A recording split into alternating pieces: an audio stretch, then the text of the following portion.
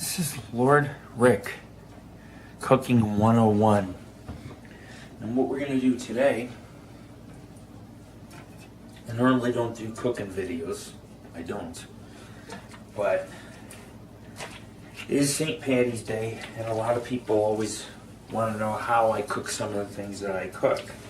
So, I'm going to show you, because I add a lot of different ingredients and a lot of different things. And what we're going to want, a bag of carrots, 2 bags, possibly if you have, we'll say if you want to make 2 separate corned beefs, because I don't know if they all don't fit in the crock pot, I got to split it up. But you got the corned beef, the carrots, it's a regular sweet onion, a couple brews. Go in the crock pot. You got your seasonings, which I'm a person who loves to use a lot of different seasonings and give it flavor. You got a head of cabbage. And then you got a bag of beautiful red potatoes. Of course, what we're going to want to do is we're going to take one of these beautiful Pasaki's, and we're going to pour it into here.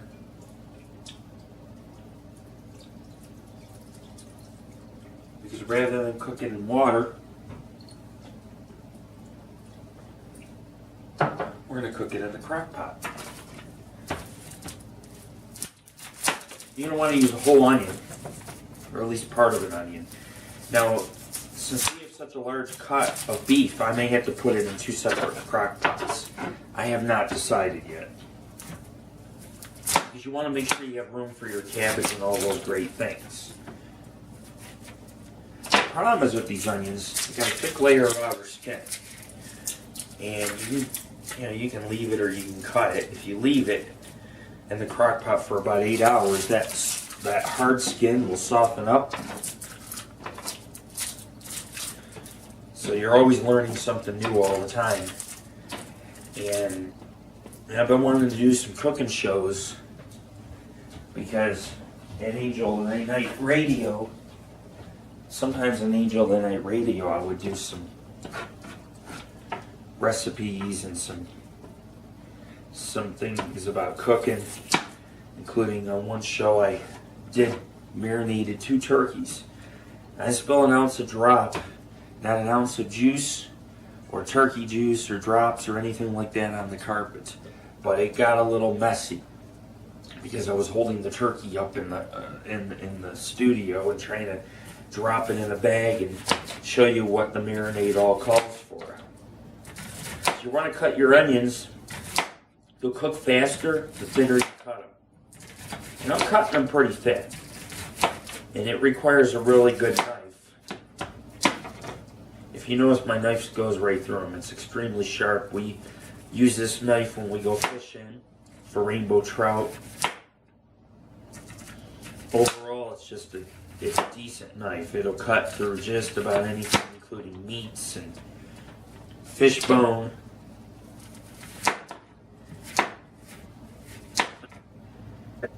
This knife might come in handy in the case of the zombie apocalypse. Sharp. These carrots, they don't get soft. It takes about 4 or 5 hours in the crock pot for them to actually soften up. So this is not a fast process. You can't rush this. It's the same thing with paranormal investigating. You may have to be 15 hours in the woods looking for Bigfoot just to find that one track. That one track. So I go and I will wash this.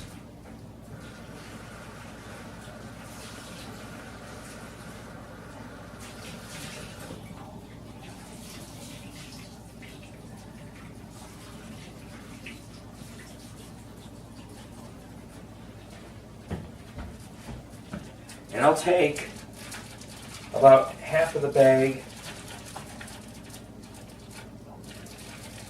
and I'll throw it in. Okay? This is where things get really sticky, is right here. This here is a beef flat cut. It's not a point cut. Point cuts seem to have a lot of fat and they're very hard. But if you pay attention, this is just a flat slab of meat. It's a little bit over an inch and it's almost 12 inches wide. It's a good slab of meat. Believe it or not, me and my boys will eat this in one night. If they don't eat it, I will. I've eaten 4 or 5 pounds of corned beef in one night. We're not Irish, we're Italian. We just love to eat. I bet you we eat more corned beef on St. Patty's Day than the people who live in Ireland. And you can see what it kind of looks like. And what we do is I wash it off again. You don't know if there's any impurities, but it's good to wash it off. We're going to take it on our plate, and the knife I was using, here's what we're going to do. I'm going to cut a diagonal piece. Very tender. It cuts right through. Some years what I do is I bake my corned beef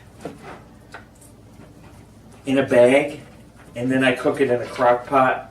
So I usually make 2 separate ones. Now, one layer, the top layer on the one side, is going to have a lot of fat. You're going to have to learn that you got to cut through that fat. Unfortunately, most corned beefs do have some fat, but this corned beef was one of the best cuts because it only has about 20%, maybe 15% fat, and they sell corned beefs that have 50% fat. And there's actually lots of solid meat throughout this. You just kind of gotta deal with cutting through that fat because it's so thick. There we go, just like that. And now what you have is 2 diagonal pieces. We're gonna put this piece in here.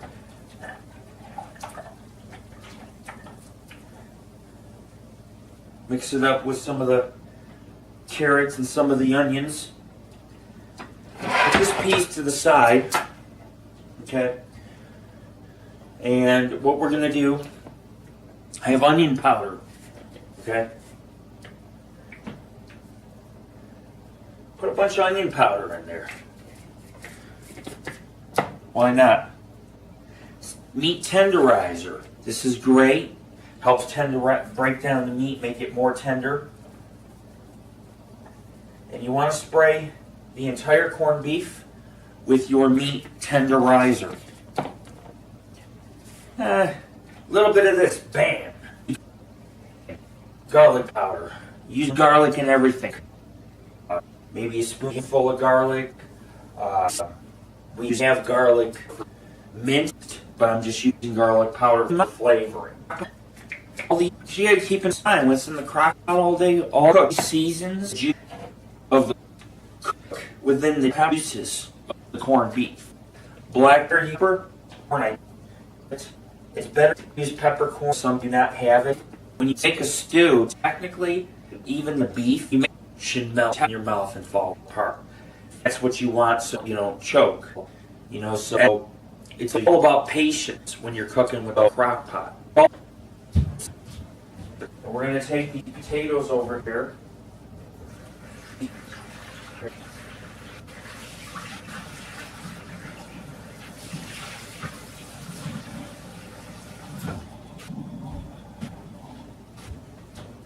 They're all nice and shiny red.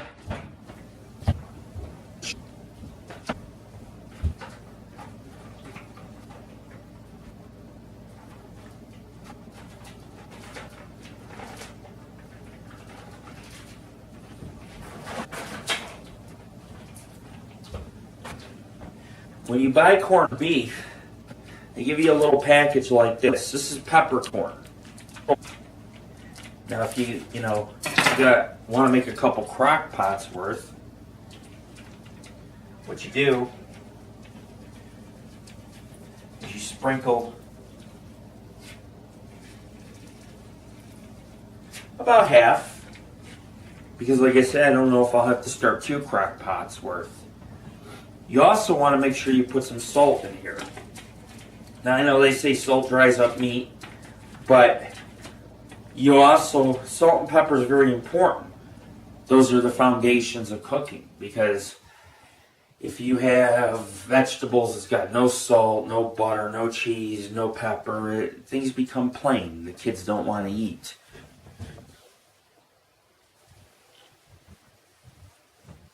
So if you want the kids to eat, I mean, you don't want to put a harmful amount in, but you want to put, and you want to sprinkle a little bit in. Then what you want to do is you want to start cutting up the potatoes. And I usually, what I do when I cut the potatoes is I cut strips. And when I say strips, I'll show you exactly what I mean. Because the easiest way to cook a potato in a crock pot is to cut disc-shaped piece. And I know that sounds a little funny because some people like to cut their potatoes in cubes, which is fine. I leave the skin on for flavoring. And this is what I mean by disc. Just like this. Just disc. You just throw them on in.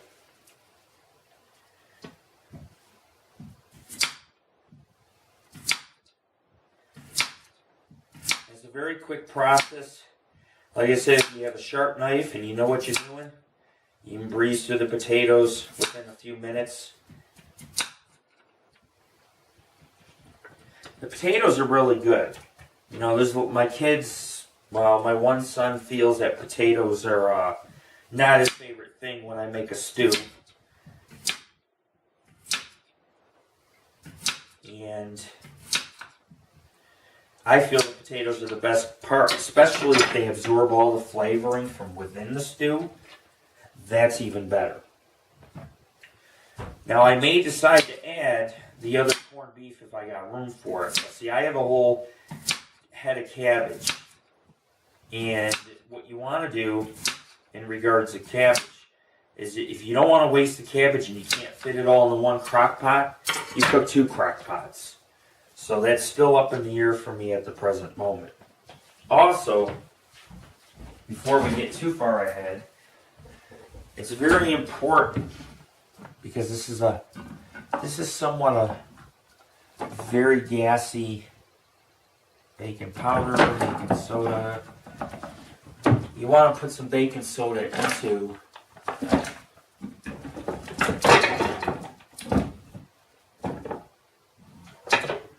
what we do here.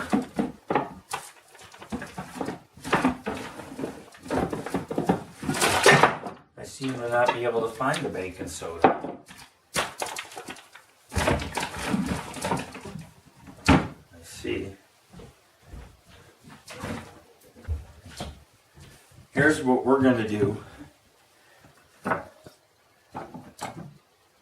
the thing about corned beef and cabbage can be very gassy and gives you gas. And you can put baking powder or baking soda. Not a lot.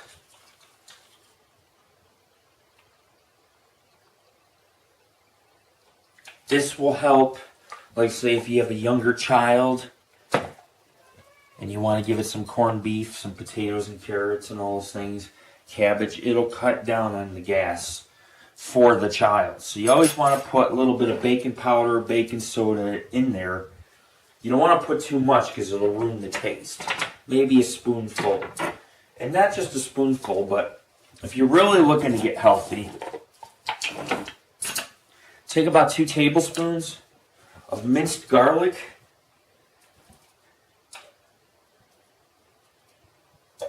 Throw it on in. Not very common in an Irish stew, but in my stew, garlic is something that we use all the time. Helps fight colds, viruses, flus, bacterial infections. There's just multiple uses and benefits for garlic. we almost have all our potatoes in. And then I'll start chopping up the cabbage.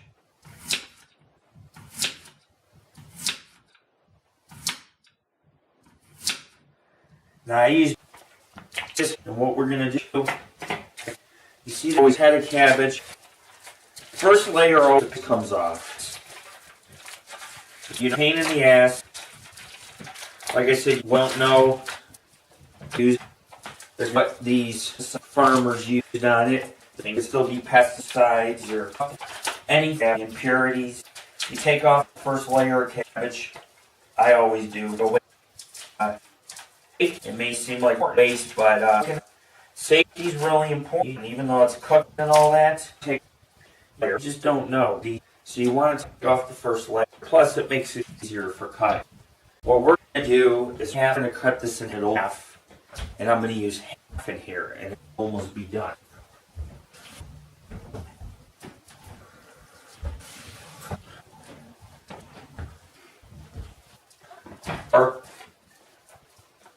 There's a core in the center. There is a, out using it. There's a way to get it, but you got it without using a knife. A vein there, loosen right, so put on here and it'll up the core. The slice, make it easy. Really loose it. It really loosens it up. We used when I worked at Kentucky Fried Chicken when I was that young, right? We'd make the pretty, and that's the secret they toast. You want to get this out without having to cut it out. But sometimes cut the core doesn't come out, and so then you're really forced to have to cut it out. So because you cannot eat the core, you cannot cook it up. It has no uses or anything like that. It's just, you know, it is what it is.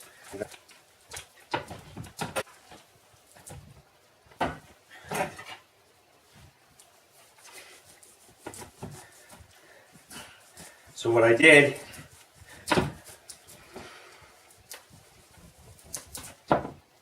is I cut the core off, and when I cut it in half, it'll come right out of there. So much easier to cut without having a full core. And you just want to cut down the center. There you go. You get a couple moon-sized pieces of cabbage. Now the real trick is now I can really cut the core out, and this cabbage will just fall apart like butter.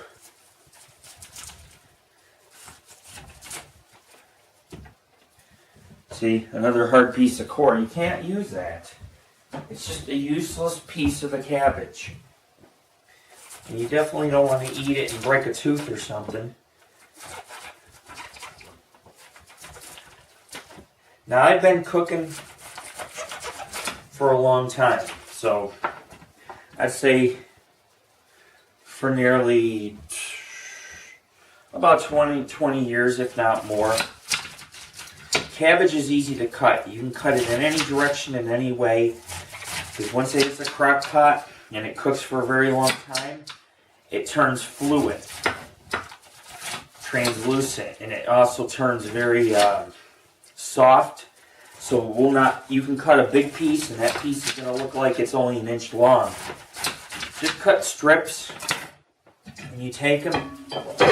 See the strips I've cut?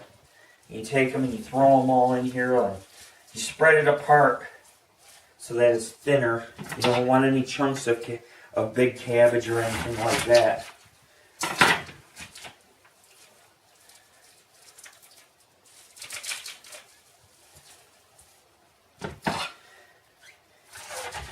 You know, I mean, corned beef and cabbage over the years has just been, for me, you know, chopping a couple onions, throwing some cabbage and corned beef, but I've been also trying to figure out ways to perfect this stew so that kids, in fact, enjoy it a little bit more and so forth.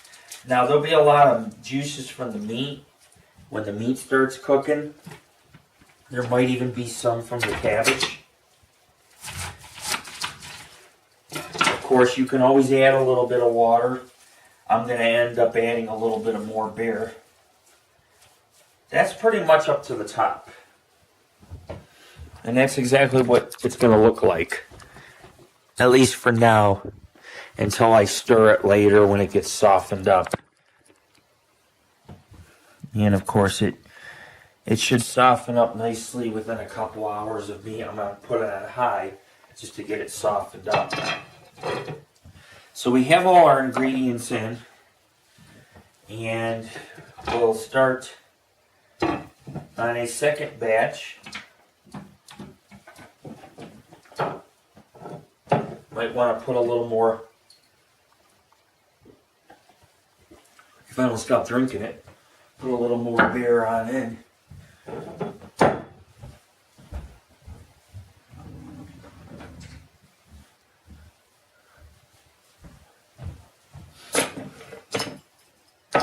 Because that is a big crock pot full.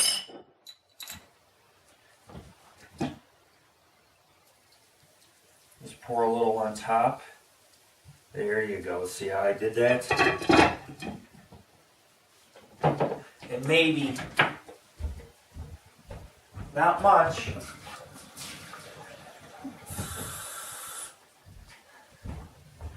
But just a little bit of water powder.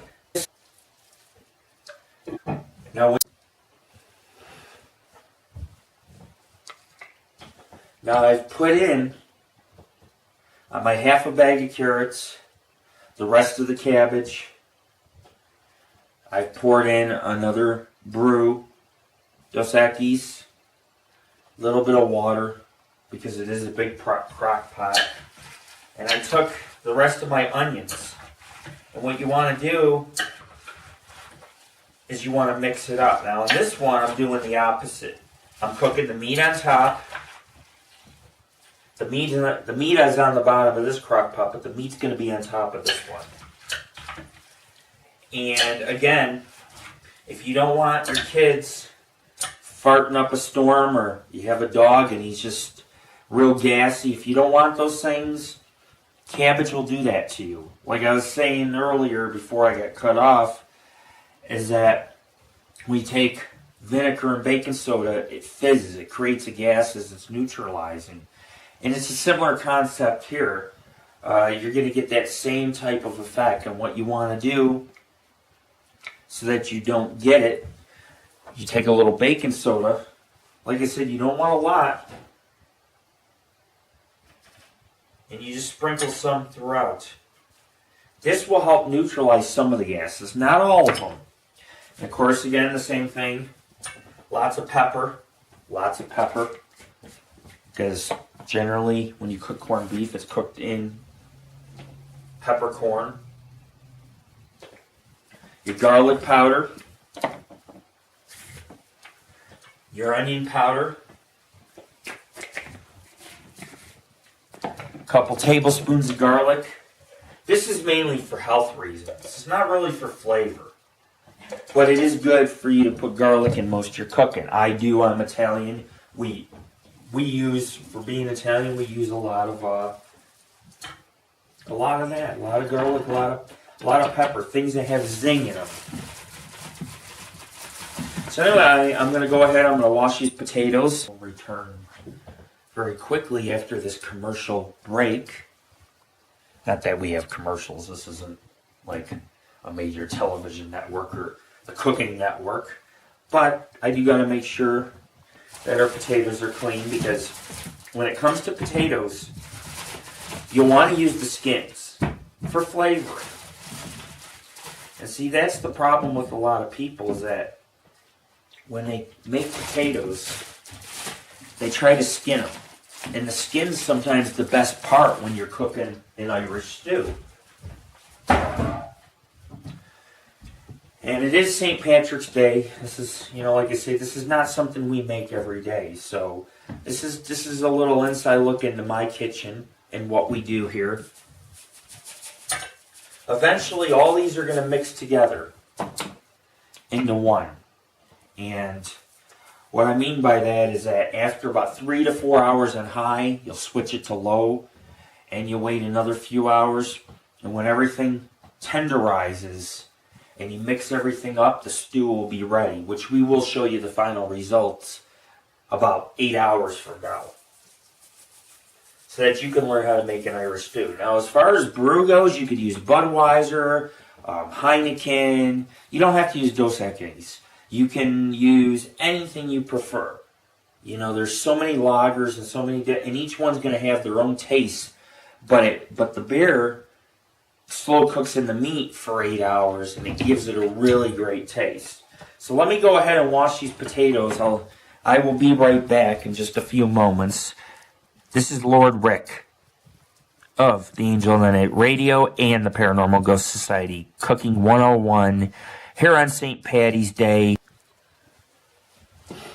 So we're back with our fresh washed potatoes. Like I said, if you want to cut slices. Some of you guys are probably wondering where and how I learned to cook. Well, let's see. I invent a lot of my own dishes, but I've been cooking for over 20 years. And I grew up in an Italian family, so my grandmother used to say, "Mangia, mangia, mangia," because she was never happy unless you had 3-4 servings of food. So when she cooked spaghetti and pasta and all these homemade dishes, you always had to have more than seconds. Grandmother would also cook corned beef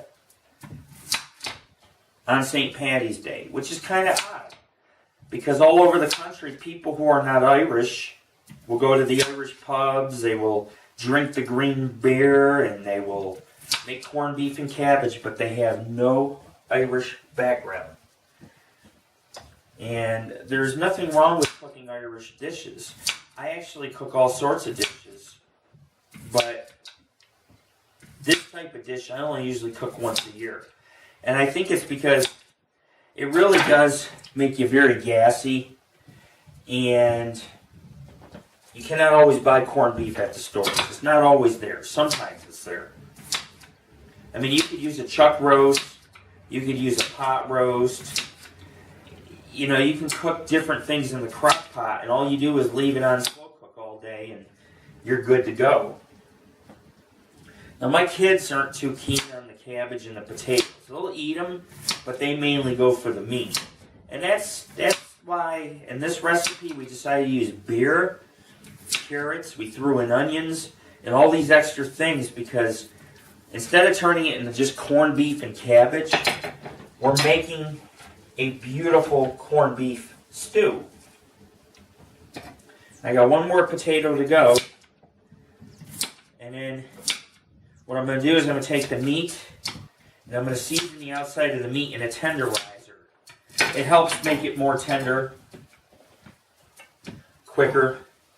Here's our other diagonal cut.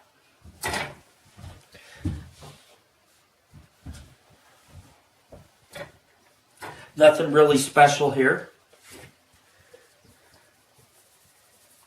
Just going to coat it in a thin layer of meat tenderizer.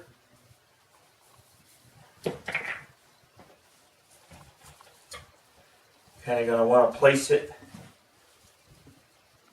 in the middle. This will all shrink down.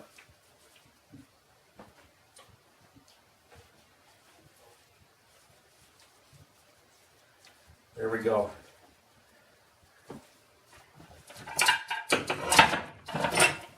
The hardest part of this is cleaning up the mess.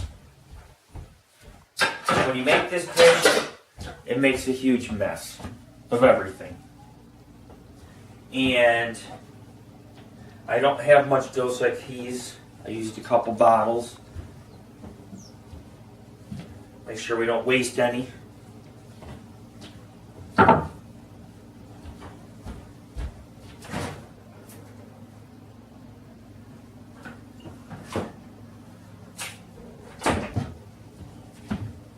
I'm probably going to open up one more, just because these are big crock pots.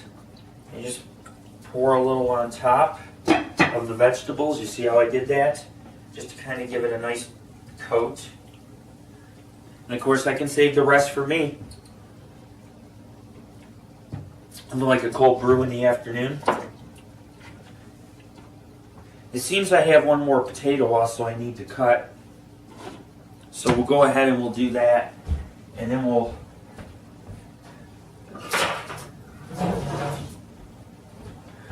close the crock pots. We're going to turn them on both high. It's 2 o'clock. So it's not going to be probably till 8 o'clock tonight, because what I'm going to do is I'm going to leave them on high 3 to 4 hours. And in a few hours, I'm going to leave them on slow cooking so they can absorb that flavor. Because that's what you want to do. And you can see right here what it looks like. You have the carrots, the potatoes, the seasoned meat. This is what's left of the peppercorns.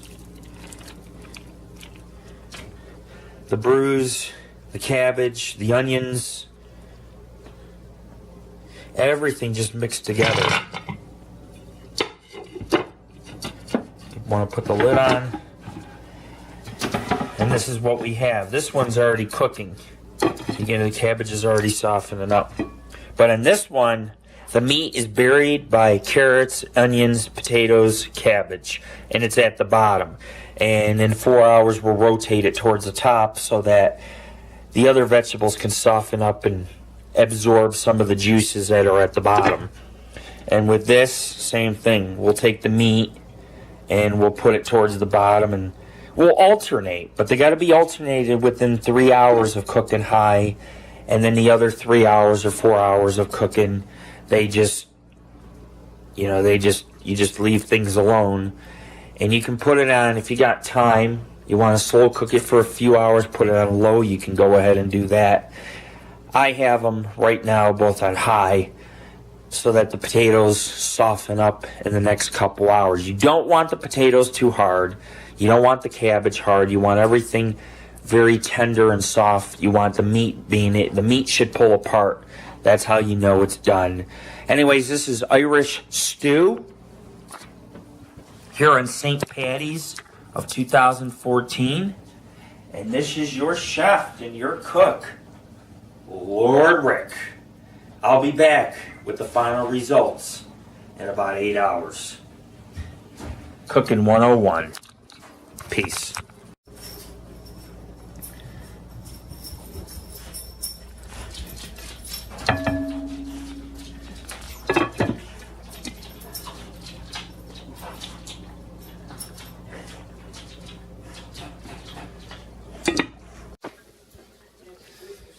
It's about 6 hours later, and if you look, it's starting more and more to look like a stew. Looks pretty good.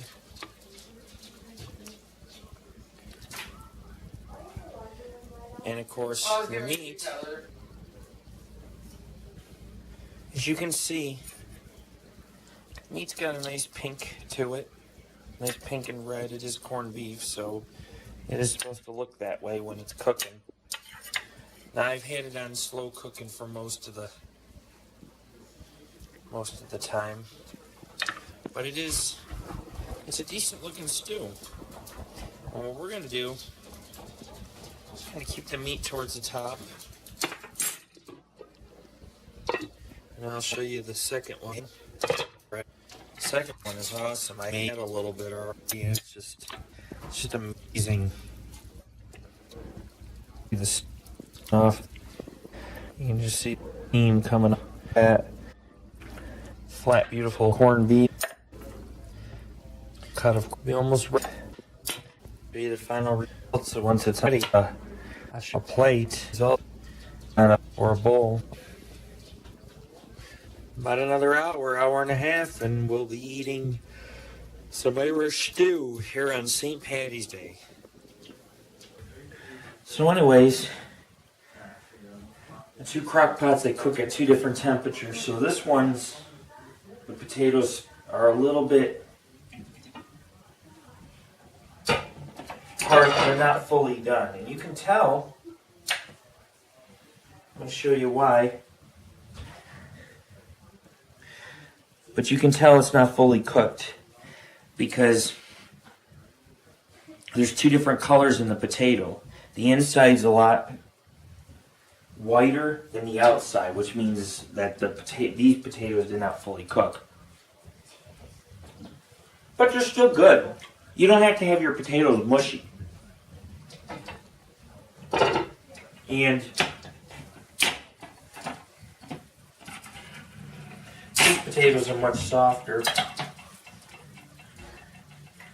And the carrots and the onions and cabbage mixed in. And so what you want to do is you switch them to low, because even though we're going to be eating some, we still want it to cook a little more. The longer it cooks, and if it cooks on low for a long time, it has a chance, the potatoes, the meat, and all that has a chance to absorb the flavor in the beer. So what I'm going to do is you get 3 bowls and a plate.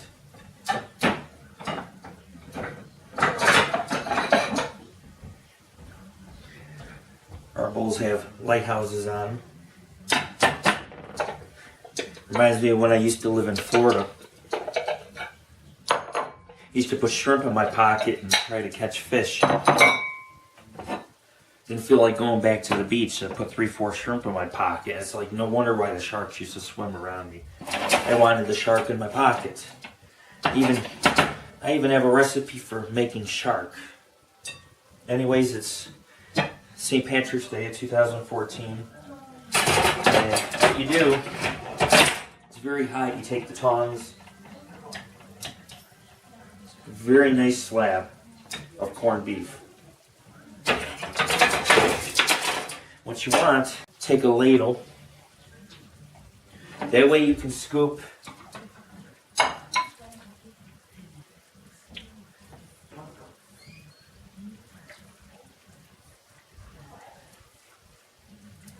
lots of potatoes and cabbage and onions and carrots.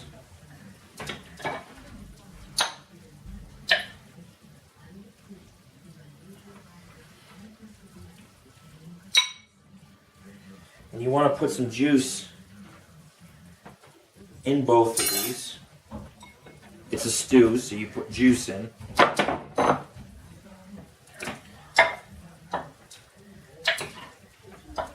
It smells so good.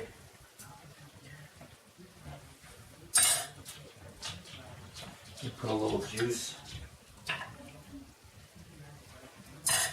Kiss me, I'm Irish, right?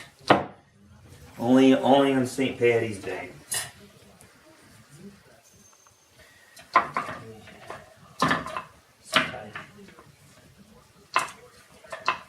don't think I have that one. Nope. Okay, so you want to cut narrow slices.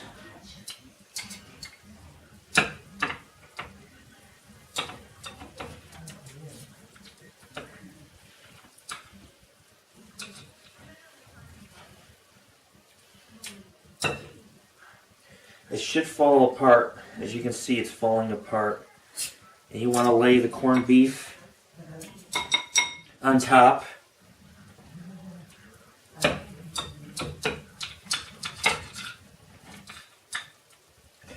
There's no fat within the corned beef, a little bit, but most of it cooked off.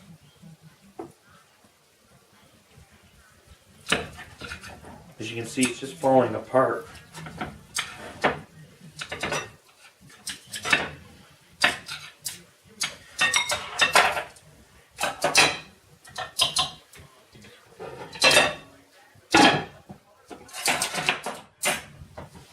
And what you have here, you can see how it's coming across in shreds. It should have a nice reddish to pink color. That's how you know it's done. And I'm going to complete each plate. Voila! It's finally done.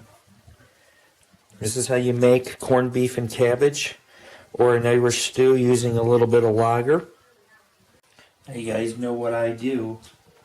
Every St. Patty's Day every year is I try to perfect my Irish stew. Anyways, this is Lord Rick. Peace. And one other thing, so you know when it's done, is that it should come apart in pieces. See how there's shreds and bits? It doesn't really take much for the corned beef to fall apart. That's how you know it's done.